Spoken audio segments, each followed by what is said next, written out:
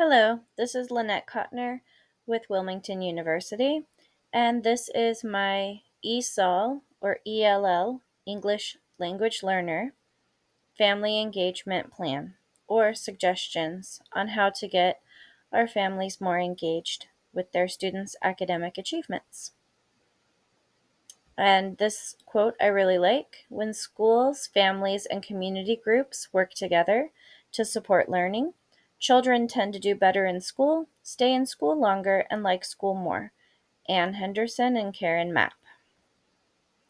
So I have the entire proposal written out in a nice formal paper.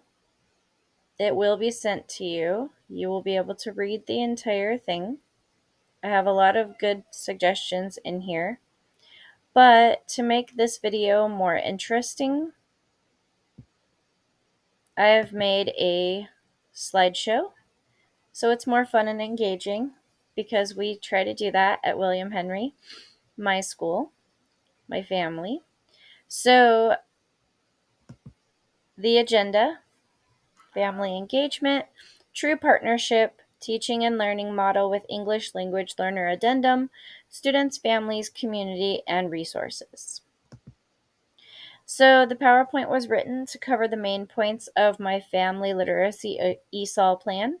The full paper has been included with the presentation documents. So like I said, you'll be able to read it and study it. My abstract is that a proven factor of academic success for students is family engagement. And so this plan is helping us to formulate ways that we can get our ELL families more involved and more active with their students' learning. So, topic 1 is family engagement. And so,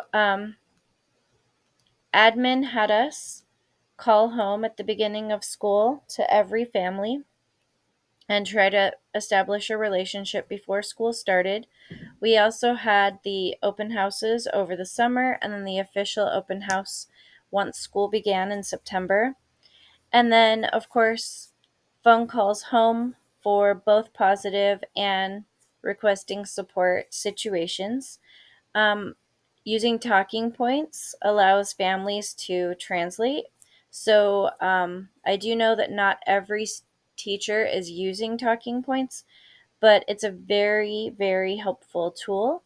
And if more parents would use it, or more parents and more teachers would use it, it would be really supportive because the ELL families have the ability to have the teacher messages translated into their native language. It's very helpful. I did send home questionnaires at the beginning of the school year asking key information about the family and about their student and anything they wanted to share, both positive and concerns that they had about their child. I failed, though, to ask information of the ELL families, such as what is their native country, what cultural holidays or key information should I know about their family, and how long have they been in the United States? Was there a learning gap when they moved to the United States? And actually, one of the articles that I researched said that teachers should be encouraged to make a KWL chart about each of their ELL students. So, what do you know? What do you want to know? And what have you learned? And key information like what is their country of origin, what is their home language, do the parents have a good educational background or not? Things like that would be very important to know. And one of the articles specified that in many Latino cultures, um, parents do not want to step on the toes of the school, and out of respect culturally, um, parents are supposed to teach the manners and values and behaviors, and the school is supposed to take care of educational needs. And so, out of respect, a lot of Latino families do not engage with the school unless there's a problem or unless they're directly invited to come to an event. So that was very interesting to me. So it was pointing out that many American teachers find fault with these Latino families that seem to be hands off or quote unquote not care, but it's a cultural difference that we need to be aware of. And so the families need to be directly invited and encouraged to come to things like parent teacher conferences or school events, and they should be sent the information on how to get a background check and be cleared to volunteer in the classroom if they would like to do so. Topic 2 is having a true partnership. So, once again, the quote: we need to have a true partnership with school, family, and community, which our school does a nice job of welcoming families and having community engagement. 21st century, so this is really good. We need to take advantage of the mentoring program that Capital School District offers through United Way, and each ELL student should have the opportunity to have a mentor.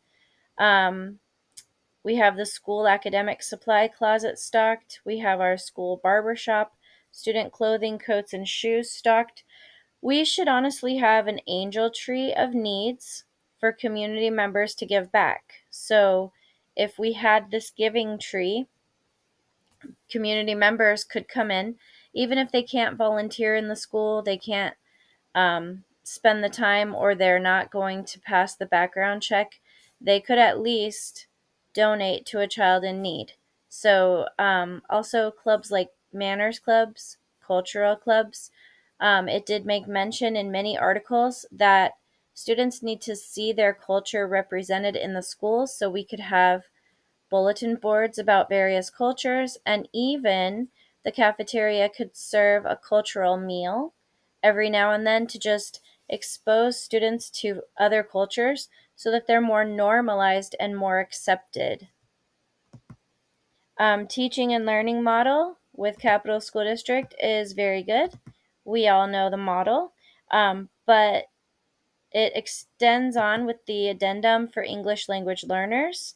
And so we now do have our ELL teacher, and she has been dynamically testing them and leveling the students, making sure that they are receiving the supports where they are and helping them learn and test out eventually to a level 5 learner.